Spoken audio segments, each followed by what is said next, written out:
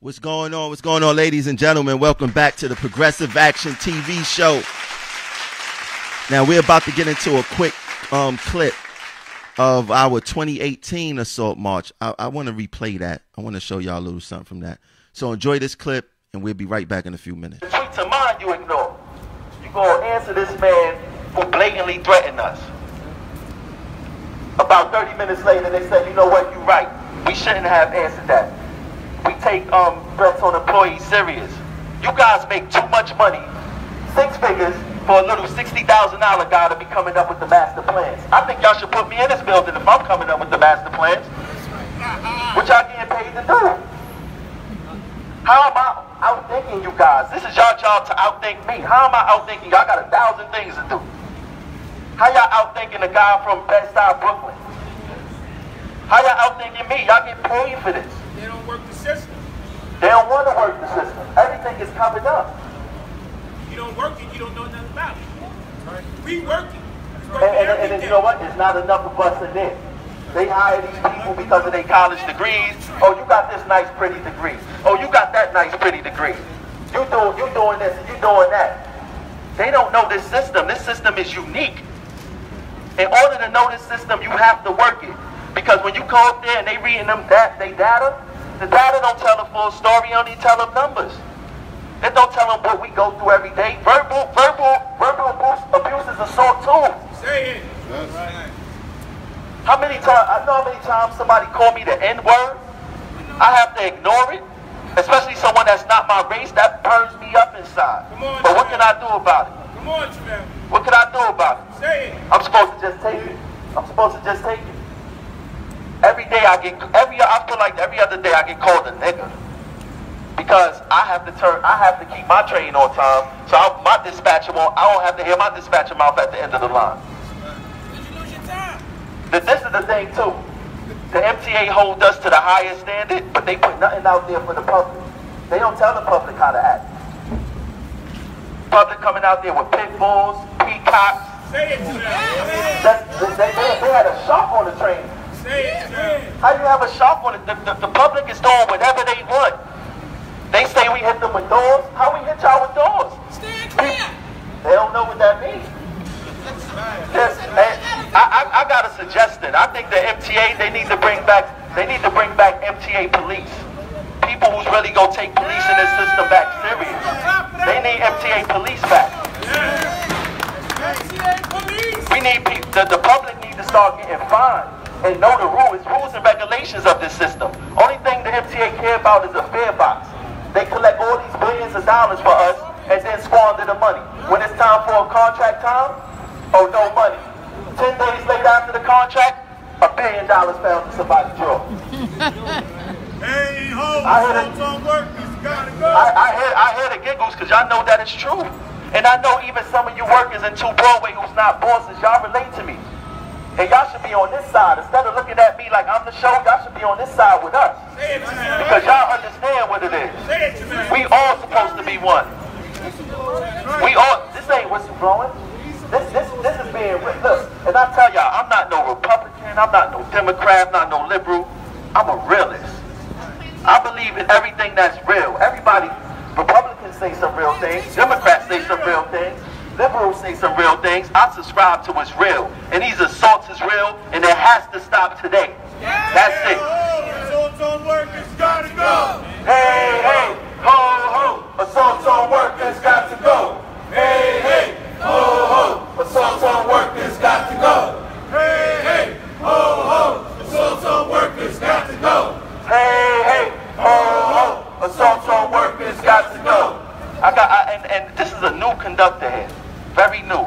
Less than 2 years. I want him to share some of his experience of what he see down here. Because you had, how much years you got, Hart? 21. 21 years. I only got 4 years. In my first year here, I knew that we needed some serious change. I knew something was wrong. But I want y'all to hear from a few other people of their experiences working here. It's very important.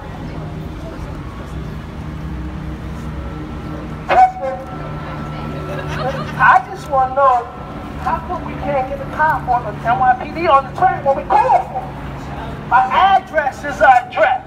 Anyone here who calls, who says 2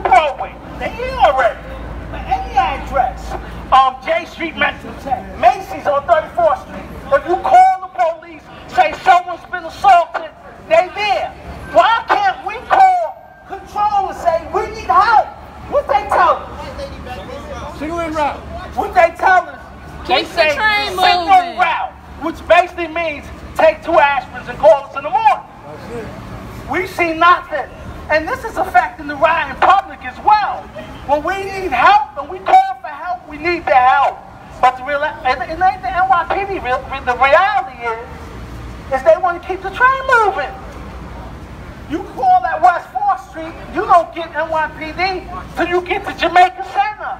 Damn. And I'm not trying to be funny here, that's a fact. And I'm saying this, forget the workforce. I'm talking about the public. People come to us and say we need help. There's some people in the back smoking marijuana. There's somebody spitting, saying racial epithets to somebody, assaulting somebody. And we call control. 1613, Fifth Avenue Echo, Delta, whatever. And no one comes. And I'm gonna tell you, as a professional, I'm kind of embarrassed. And I feel bad for the riding public, because they don't know. They think we're sleeping on the job. And from my perspective, all this is pay and punishment. I think the motto is, give them, y'all get paid, y'all took the civil servant test, do your job and shut up. I think that's the reality here. Right.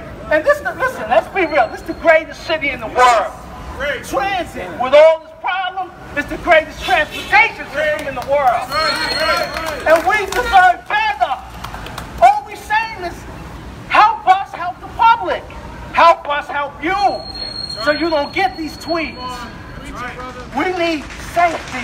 And that was a little bit of the clip from the 2018 assault march. It's still relevant today. If you're watching this show, please share it to whatever group you in. Share it to your homepage. Invite people to the live. We got a lot to talk about today. There's a lot to cover. I want to give a RP shout out to my brother Doug Diamond. He died like 2 days ago.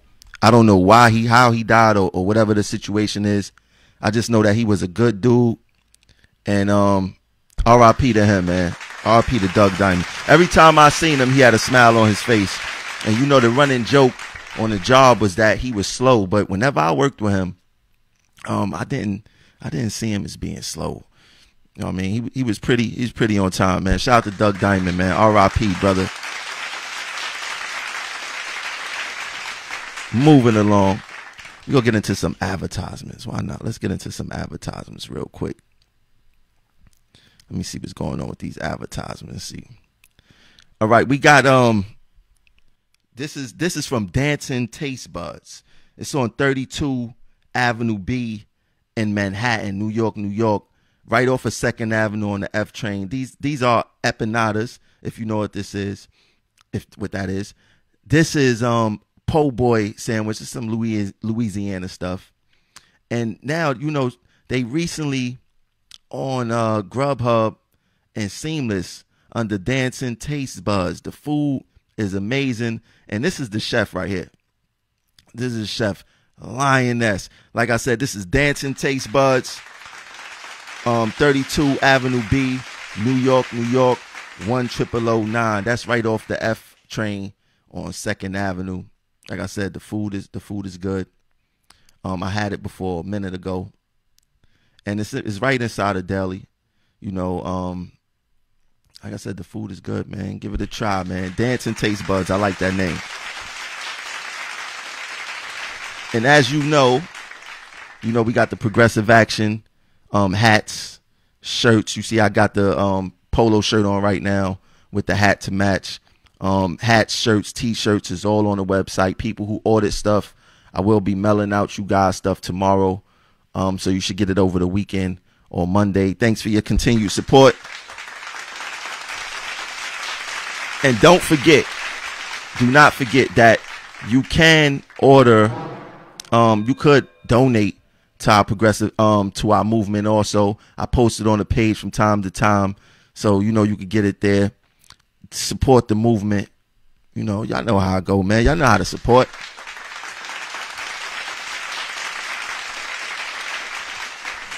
And let me get into this. Progressive Action has started our first newsletter, which we dropping every month. On this newsletter, it features me, Ben. I'm doing it in order of the picture. Me, Ben, and Nuke, and we talking about our victory with the Department of Labor. We're going to be covering so many issues, so much stuff. We women's issues, bus operator issues, cleaner issues, everybody issue. We're going to be doing first ever Progressive Action newsletter. I'm excited about that. Super excited about that. Now let's see what's going on with this over here, man, because things is a little bit spooky. A lot of y'all have been complaining about CVS Caremark, right? You know, people not getting their prescriptions. They paying more money for their prescription, a whole bunch of stuff. Now I'm gonna put something on the screen from the union. Let me see if I can find it. Put something on the screen from the union where the CVS Caremark replaced Express Scripts, and it says watch the mail for your new prescription card. So as of June 1st, the TA prescription drug plan will be managed by CVS Caremark. The level of our prescription benefits will remain the same. The prescription drug manager will change. Get the fuck out of here! Exactly. Now, the issue seems to be that the level of benefits remain the same. And the union, I don't know what are they doing or what are they thinking, but they have input on this. They definitely have input on this. And I'm going to put that part of the contract on the screen. It's actually from the Roger Toussaint era to make sure with the Health Benefits Trust that the MTA will maintain the same level of health benefits and the union will have input. So that what you see, let me move out the way a little bit. So what you see on the screen right there in the rectangle, red rectangle, it says the union will be informed of and have input in any administrative changes that may impact upon those receiving benefits. So the union has input in our prescription plan. But why are we having such problems with this prescription plan?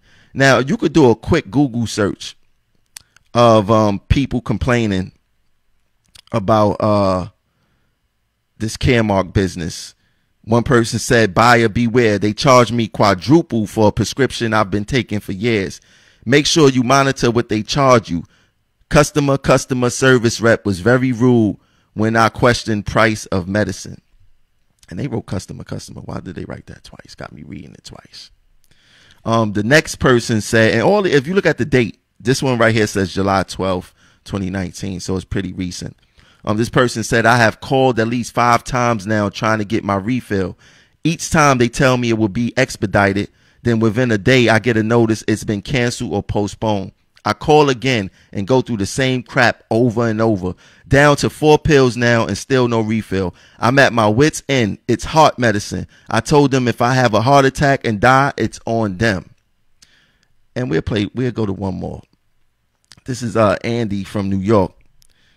And Andy said, every medication prescribed by my family's doctors is denied by Caremark, even critical asthma that is needed that day. Unfortunately, my insurance company, Health First, uses Caremark as their exclusive pharmacy. Next year, will I research for health insurance? The first question I will ask is if Caremark is used. If so, then no thanks. Get the fuck out of here! Caremark, get out of here, man. But this is all put on the union.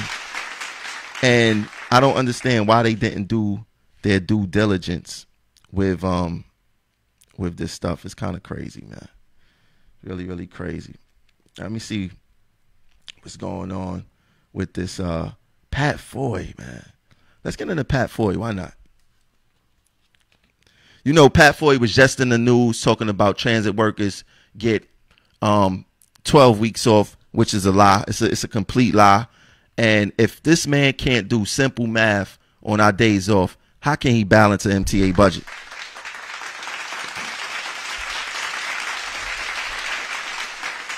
How can he balance an MTA budget? Right? I just don't get it. I don't get it. But this right here, what you see on the screen, it says Port Authority Chief testifies Christie ally pressure him to reclose lanes to bridge. Now, this is relevant because they speak to Foye playing into the media and trying to stir up trouble to the media. And I'm going to put that on the screen right now. And I feel he's trying to do the same thing here in New York City Transit. At the underline, you see the red underline on the screen. Let me move my name out the way. Let me get that out the way. You see the underline on the screen. It says Foye. They accuse Mr. Foye of trying to stir reporters' interest in the story to make trouble for New Jersey. And it seems like he's trying to do the same thing here. He's trying to stir trouble for transit workers, lying and saying that we get 12 weeks vacation and that's the reason why overtime is high and all this other stuff. It is a complete lie. And and all this is from the New York Times, so it's from a good source, a great source, the New York Times. If you look at this quote right here on the screen, he says, during cross-examination of Mr. Foye and the mayor on Wednesday, lawyers for the defendants tried to steer blame above and away from their clients, portraying them as well-meaning pawns in a political game they could not control. Is it possible that Mr. Foye could be a pawn for Cuomo? Something to think about. It's definitely something to thinking about. And in the NewJersey.com, as you see on the screen, I don't know too much about this publication or what it's about, but it basically said that Mr. Foye was lying. Let's put that on the screen. And it says, and Pat Foye, executive director of the Port Authority, testified that he agreed to put out a statement about the traffic study cover story that he knew to be false. So that makes him a liar. So now when you start digging in people's history and you see that he says, oh, you transit workers get 12 weeks and that's why overtime is high, and he's working for the biggest puppet master in New York State, Governor Cuomo, you almost see what his purpose here is.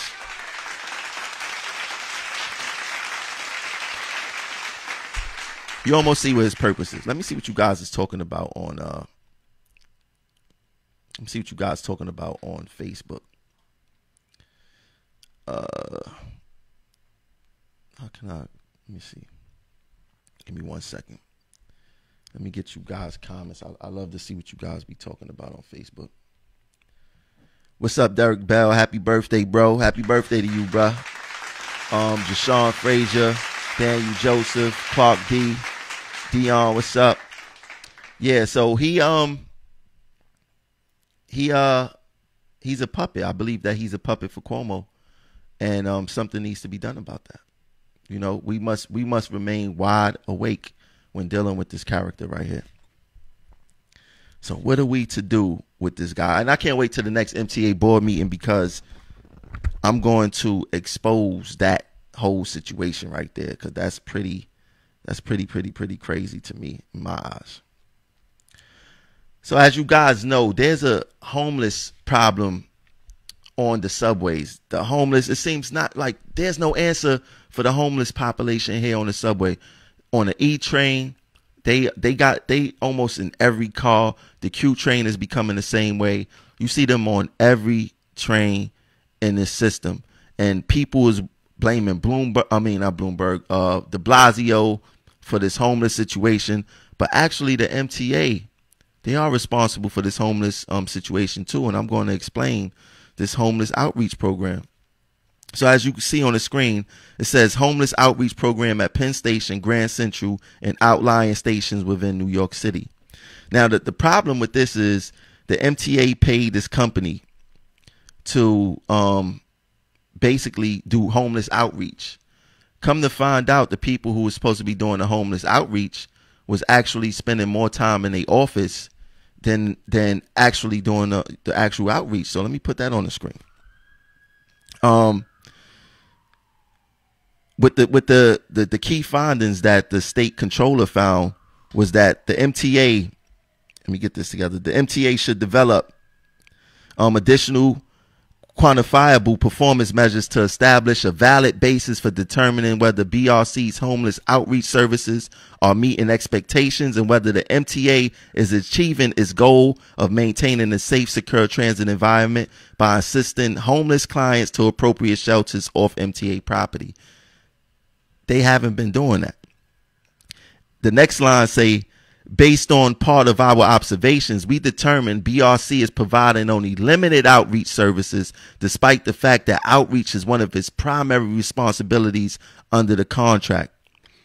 On average, BRC outreach workers spent only 26% of their time providing actual outreach services, compared with 53% of time spent in the BRC office. They getting free money. The MTA is paying these guys a whole bunch of money for outreach, and these people are spending time in the office and not doing the outreach. So why are they here? This is a Pat Foye. Wouldn't you say that you guys is wasting money right here instead of our OT? I would think so. Another bulletin point say, during an unannounced visits, we witnessed multiple scenarios in which BRC outreach workers appeared to intentionally close the office and isolate themselves from active outreach, closing off services to clients seeking assistance. In several instances, clients repeatedly knocked upon the office door but received no response despite the presence of staff within the office. So you have homeless people going to the offices themselves and not being able to get help. Don't you see that's a problem with that? How much is the MTA paying these people? You know, I didn't see that in the report. I would love to know how much money the MTA is actually paying these people to do no work. But meanwhile, they overworking us and now want to micromanage everything that we do. Get the fuck out of here! Pretty crazy over here, man. It's pretty crazy. Pretty crazy, man. I don't get it. And I don't. Oh, and let me bring back up this the situation with the union and this Caremark thing. Now I see a lot of people talk about you know, we had Caremark 10 years ago and that's all good. You know, if you look at Caremark now, it shows that the union didn't do their due diligence investigating the current complaints about Caremark. When you're dealing with healthcare and the services provided by healthcare, the landscape change every single year. Every year the landscape change. The healthcare business never remains the same. So if the union went by, we had Caremark 10 years ago and it's good. They didn't do the members justice. They didn't do the members due diligence. They didn't do themselves due diligence to make sure that we are right in this. And like I said, if you look at this, the union supposed to have input on any administrative changes to our health benefits, and they failed to do that. So I wanted to touch on that again, just to make sure that you guys understood what was at stake here. Now, did you guys know? I want to know. Did you guys know that the MTA board is rich? I'm quite sure you guys knew that. Let me pull that up. Let me put that on the screen. Let me see something. Yeah, let me put that on the screen. Why not? Let me see what's going on here. The MTA board. Matter of fact, let me put the next one on the screen. I think this is the correct one. I'll tell you right now. Give me 1 second. No, it's the first one. It's the one that's on the screen now. That's the correct one. So if you look on the screen, if you look closely, it gives the total household income of every MTA board member. And I'm going to read them. Matter of fact, I'm going to give you like the top 5 people of what they make. The first person we're going to go with is Sarah Feinberg. Her total household income is $1.5 million. For everyone who want to know, like, don't that name sound familiar, Sarah Feinberg? Yeah, she's the person who, remember, she was on a platform with her baby in the vest. $1.5 million. It shows that she's speaking from some type of superiority, inferiority. Like, she feels that she's on top of us and she could do that because she make a whole bunch of money. Get the fuck out of here! She made $1.5 million a year, her total household income. The next person we're going to get into is Robert W. Lynn. and his household income is, let me see, $5.7 million. That shows that, you know, he's out of touch almost with every New Yorker also. $5.7 million is a lot of money. And this is one of the reasons why they don't relate to us, because we not in the same tax bracket. New Yorkers' struggles aren't their struggles. The most of the majority of the people who ride the subways is just not their struggles. Next person we go get into is David Mack. Mr. Mack, let me see what his is. $72 million. What is he doing sitting on the MTA board? $72 million for Mr. Mack. The next person we're going to get into is Larry Swartz. Mr. Swartz total household income is $4.1 million.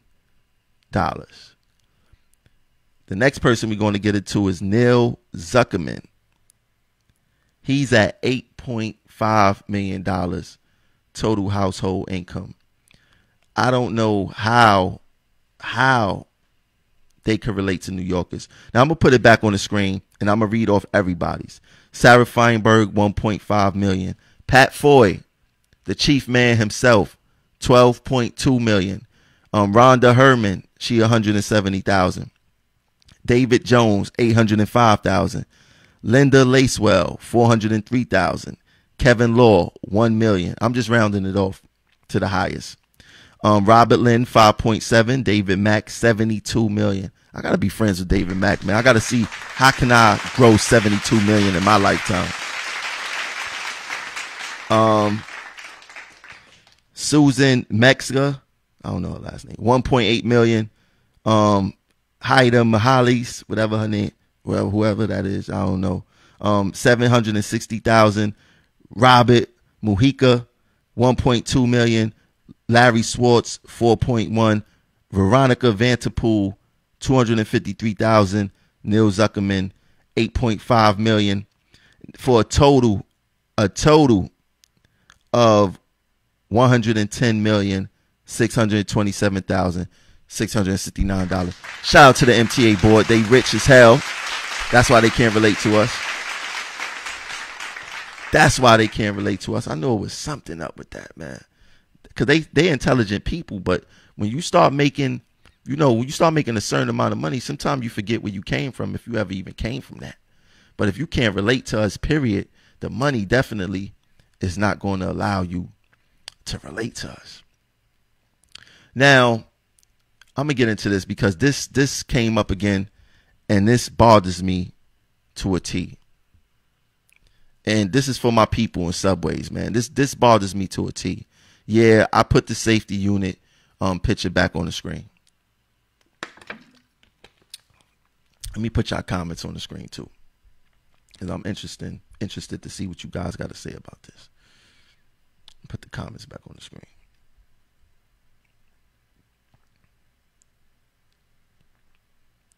All right, now, like I said, I got the safety unit back on the screen, right?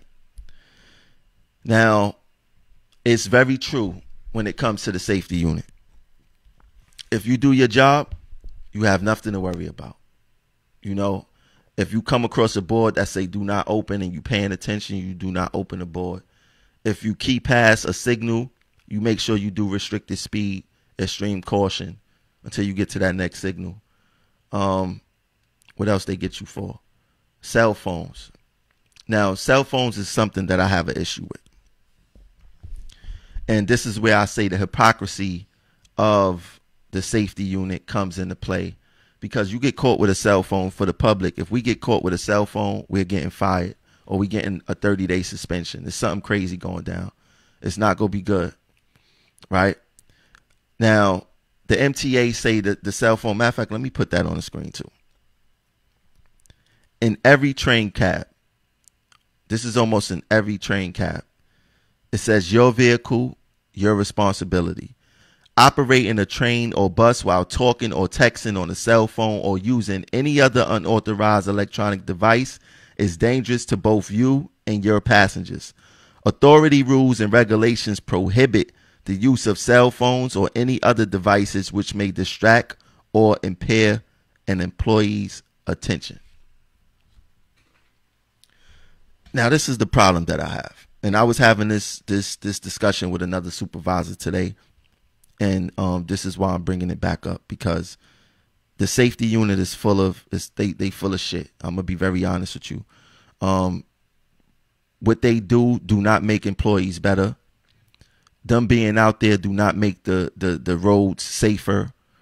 It don't make passengers safer. It just don't. The MTA don't have no data of how the safety unit program actually works in the favor of them, besides them fining us thousands of dollars for making the mistake and, you know, not basically fining us. I don't see, there's no other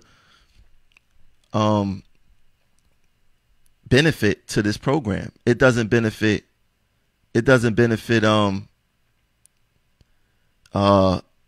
us at all. It don't make us better workers. It don't do anything. So what is the benefit to the TA? And like I said, it's the fine aspect. It's the punishment aspect. It's the discipline.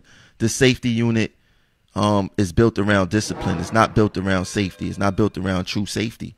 And I'm going to give y'all guys a prime example. Like I said, you see what's on the screen, your vehicle, your responsibility. And it talks about, again, authority, rules, and regulations prohibit the use of cell phones or any other device which may distract or impair an employee's attention. So if I have my phone, right, and I get caught with it, they saying that it's totally unsafe. You know, anything can happen. But what they not telling you guys is that the MTA give us phones. They give us phones. So if they give us phones, how can phones be unsafe? Are they deliberately putting us in an unsafe situation? Because I can't tell a difference when it comes to a distraction if my phone or their phone is a distraction. I think whenever you pay attention to a phone, according to them, it's a distraction, whether it's your phone or their phone. If Jesus give me a phone, it's going to be a distraction.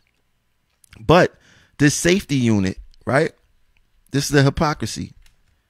If phones are unsafe, why aren't they on the E and F lines where these phones have been given out, taking conductors out of service?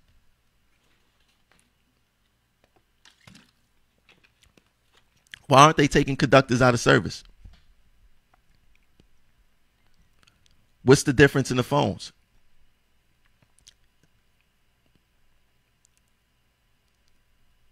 I'm gonna put a poll. I'm gonna put a poll on the screen. The poll should pop up on your screen any second. You know, what is the union doing about this? It's no way possible the MTA could give me a phone and say it's safe and then say my personal phone is unsafe. Is this really about safety, or this is about discipline? The MTA is burning the candle from both ends. Why isn't the safety unit taking out every conductor that got an MTA phone and saying it's unsafe? I can't wait to run into them, and I want to ask them, how come you guys is not pulling conductors out of service for MTA phones?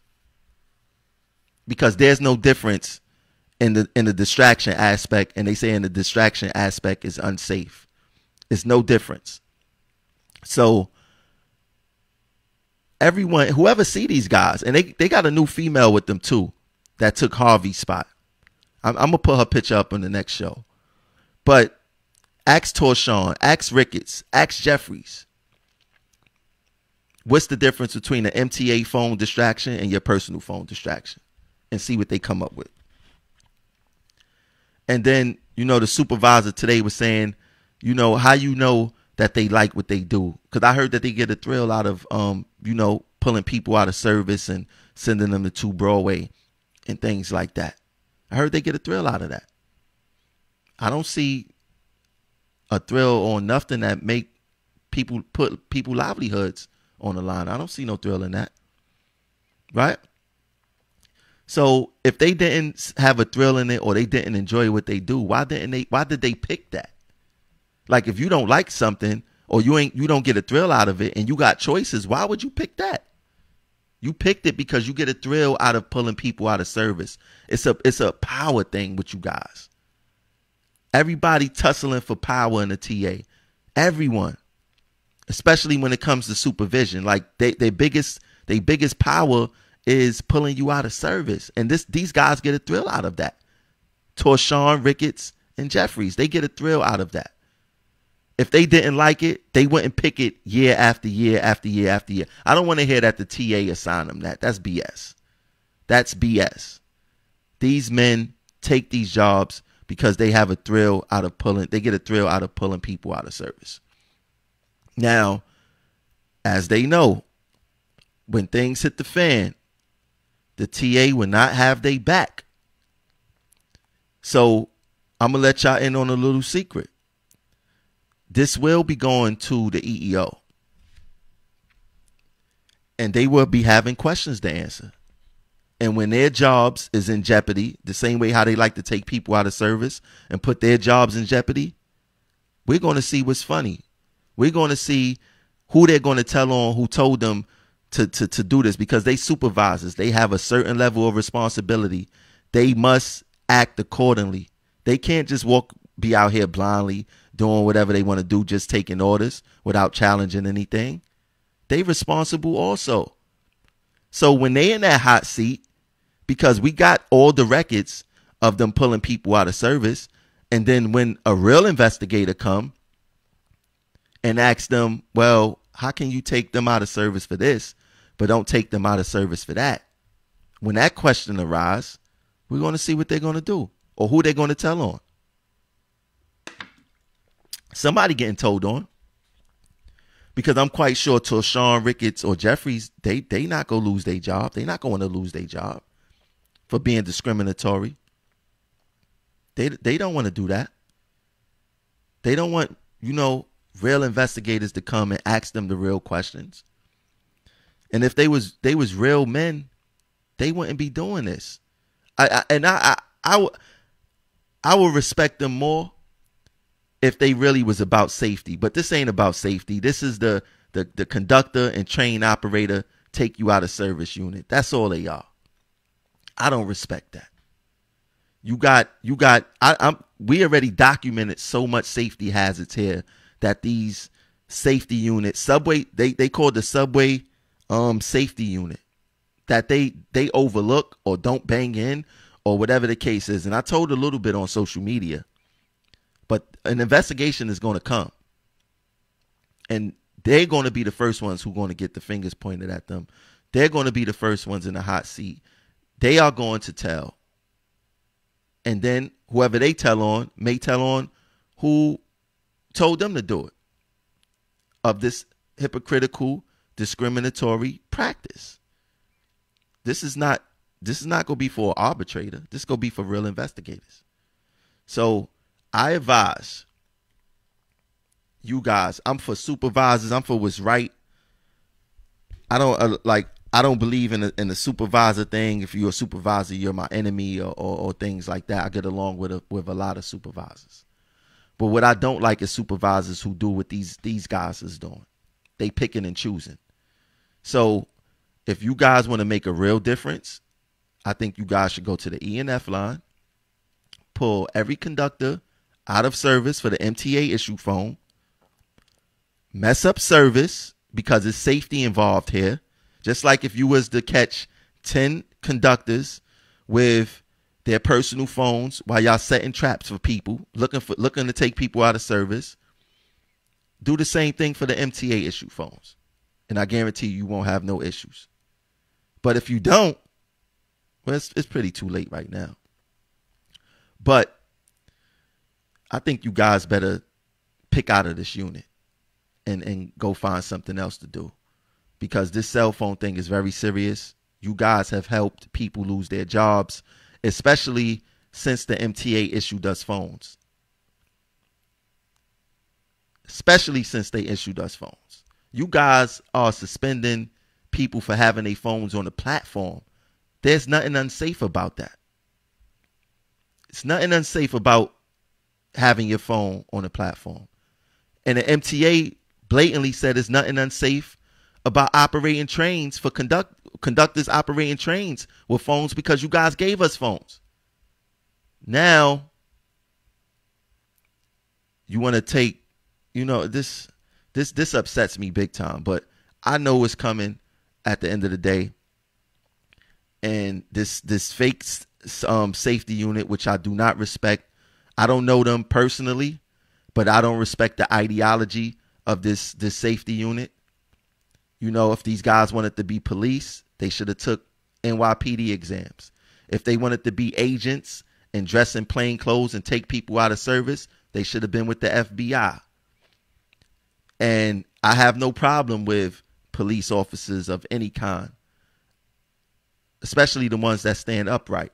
But when you're dealing with corrupt police, like this is a corrupt unit, why aren't they taking anyone out of service for the MTA phones? It's a safety issue according to you guys. Why aren't you guys taking anyone out of service? And we're going to leave it there for tonight.